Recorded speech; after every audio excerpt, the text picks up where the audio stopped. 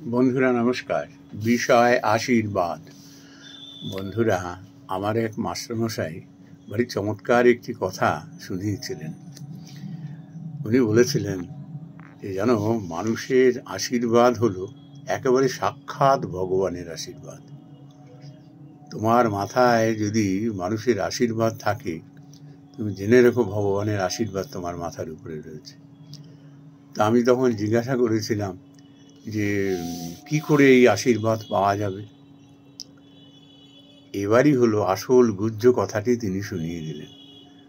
বললেন যে দেখো, আশীর্বাদ মানে কিন্তু ওটির কথা বলছি না, এই তোমায় হাত তুলে তোমায় আশীর্বাদ করলাম, এই তোমায় আশীর্বাদ করছি, এই আশীর্বাদের কথা নয়।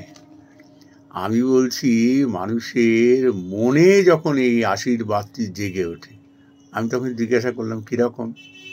বললেন যে দেখো, তুমি হয়তো খুব নিডি একজন মানুষের একটা কাজ করে দিলে, একটা সেবা করে দিলে, এবং তার দ্বারা ভীষণভাবে সে উপকৃত হলো, এবং তার মনে যে তখন ওই সন্তুষ্টি হবে না, ওইটি হলো আশীর্বাদ। আবার মনে করো তুমি সমাজের এমনভাবে সেবা করছো যে তোমার সেবার মধ্যে প্রতিটি মানুষ তার নিরাপত্তা, তার প্রতি যে তোমার একটা কর্তব্যপরায়ণতা রয়েছে, এবং তুমি খুব হৃদয় দিয়ে তার জন্য, মানুষের জন্য যে তুমি সেবা করছো, এইটি যখন অনুভূত হয় না, তার মনে একটি তৃপ্তি আসে। আর এইটি হলো আশীর্বাদ। এই আশীর্বাদের কথা বলছি।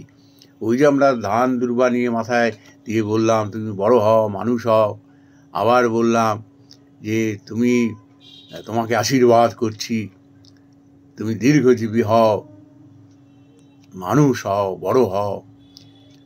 এই আশীর্বাদের কথা আমি বলছি না, আমি বলছি এই আশীর্বাদের কথা। এ এত ইফেক্টিভ যে ওই সন্তোষ মানুষের মনে যখন কেউ জাগাতে পারে। কিন্তু এই সন্তোষ কখন জাগে জানো? যখন মানুষ উইদাউট এনি রিটার্ন কিছু করে, কিছু পাওয়ার জন্য যখন কেউ কিছু করে না, তখন কিন্তু মনের মধ্যে এই তৃপ্তিটা আসে না। মানুষ তখন বোঝে হতো নিজের জন্যই, এটা লোক দেখানো। তখন কিন্তু মন থেকে সেই আশীর্বাদ জাগে না। তখনই জাগে মন থেকে সেই আশীর্বাদ যখন মানুষ বুঝতে পারে এ তো একেবারে স্বার্থবিহীনভাবে সেবা করলো, সেবা করছে, বিনিময়ে সে কিচ্ছু চাইছে না, সেবার জন্যই সেবা করছে, উপকারের জন্যই উপকার করছে। এই সন্তোষ, এটিই হলো আশীর্বাদ। যার মধ্যে কেউ এমন সন্তোষ জাগাতে পারবে, তাকে বলতেও হবে না তোমায় আশীর্বাদ করছি, ওইটি মনে মনে বিরাট একটা আশীর্বাদ স্বরূপ হয়ে না, তখন ইনট্যাঞ্জিবল, যাকে দেখা যায় না, বোঝা যায় না, একটা পজিটিভ ভাইব্রেশন না তার শরীর মনের মধ্যে গিয়ে বাসা বাঁধে। সেই মানুষ তখন সে জীবনের যে ব্রত এবং যে আদর্শ নিয়ে চলে না, যে সেবার জন্য সেবা, প্রকৃত জ্ঞান অর্জন করা, মানুষের সেবার জন্যই এই পৃথিবীতে আসা, কায় মনোবাক্যে তার সেবা করব,